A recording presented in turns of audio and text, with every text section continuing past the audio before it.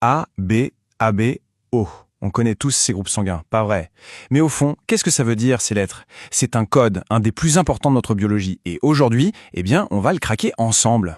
La question de base, c'est ça. Quand on dit je suis du groupe A ou du groupe O, qu'est-ce qui se passe réellement dans notre corps? C'est exactement ce qu'on va voir maintenant. Alors, allons-y, plongeons dans ce fameux code sanguin. En fait, tout le système ABO, c'est une histoire d'interaction entre deux acteurs principaux. C'est eux qui décident qui est ami et qui est ennemi à l'intérieur de nos veines. Le premier de ces acteurs, c'est ce qu'on appelle l'antigène. C'est un peu comme une carte d'identité collée à la surface de nos globules rouges. Pour que ce soit plus simple, imaginez que chaque globule rouge porte un maillot. Et ce maillot, il indique son équipe. L'équipe A, l'équipe B, ou parfois même les deux. Et le deuxième acteur, c'est l'anticorps. Lui, c'est une protéine qui patrouille dans notre sang, dans le plasma plus précisément.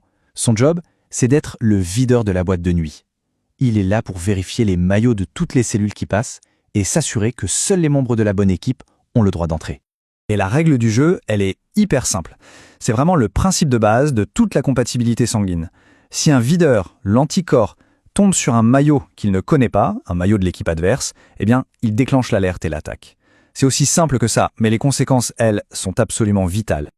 Ok, maintenant qu'on a les règles, voyons comment ça marche en pratique. On commence avec le groupe A. Alors regardons de plus près ce profil du groupe A. Il y a deux choses importantes à voir. Ce que les globules rouges portent sur eux, à la surface, et ce qui se balade dans le plasma. Donc voilà le truc pour le groupe A. Ces globules rouges portent le maillot A. C'est l'antigène A. Et logiquement, le corps ne va pas s'attaquer lui-même, n'est-ce pas?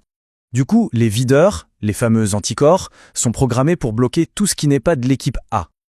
En gros, ils sont là pour intercepter les maillots B. On les appelle donc les anticorps anti-B. Allez, on passe au groupe B. Et là, sans surprise, ça marche exactement pareil, mais à l'envers, c'est l'effet miroir. Si on regarde juste la ligne du groupe B, on voit que la logique est parfaitement symétrique à celle du groupe A. C'est clair comme de l'eau de roche. Ici, c'est tout l'inverse. Les globules rouges, ils partent le maillot B, donc l'antigène B. Et pour défendre le territoire, les anticorps dans le sang sont des anti-A. Ils sont sur le qui-vive, prêts à bloquer n'importe quelle cellule de l'équipe A qui oserait se pointer. Bon, maintenant, ça devient vraiment intéressant. On arrive aux deux cas un peu spéciaux, à commencer par le groupe AB. Déjà, son nom nous met sur la piste, il a un peu des deux autres. On se concentre sur la ligne du groupe AB. Regardez bien les deux colonnes, celle des antigènes et celle des anticorps. C'est là que tout se joue, c'est ce qui le rend si unique. Ce qui est incroyable avec le groupe AB, c'est que ces globules rouges portent les deux maillots en même temps, le A et le B. Alors là, on se pose une question logique. Si le corps avait des anticorps anti-A ou anti-B, il s'attaquerait lui-même. Ce serait un désastre. Du coup, la nature a trouvé une parade toute simple. Le plasma du groupe AB n'a tout simplement aucun de ces anticorps. Zéro videur à l'horizon. Et cette absence de videur, ça a une conséquence juste géniale. Comme il n'y a personne pour bloquer les maillots A ou B, quelqu'un du groupe AB peut recevoir du sang de n'importe qui. Du A, du B et bien sûr du O. C'est pour ça qu'on l'appelle le receveur universel. Et on termine avec le dernier groupe, le O, c'est l'autre cas spécial et on va voir, c'est en quelque sorte l'exact opposé du groupe AB. Jetons un coup d'œil à la dernière ligne du tableau. Le profil du groupe O est vraiment unique et c'est ce qui explique son rôle absolument crucial dans les transfusions sanguines. Le O du groupe O, on pourrait presque dire que c'est pour 0.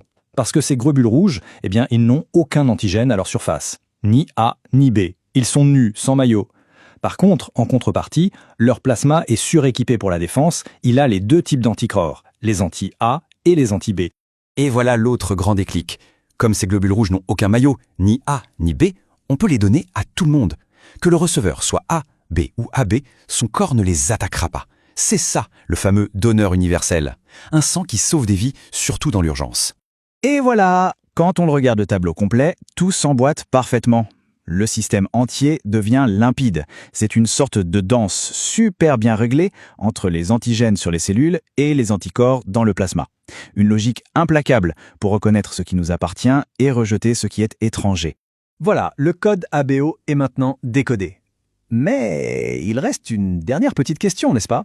Ce fameux plus ou ce moins qui vient après la lettre de notre groupe sanguin. Le facteur Rhésus, qu'est-ce que c'est? Eh bien ça, c'est une autre histoire et ce sera pour un prochain décryptage.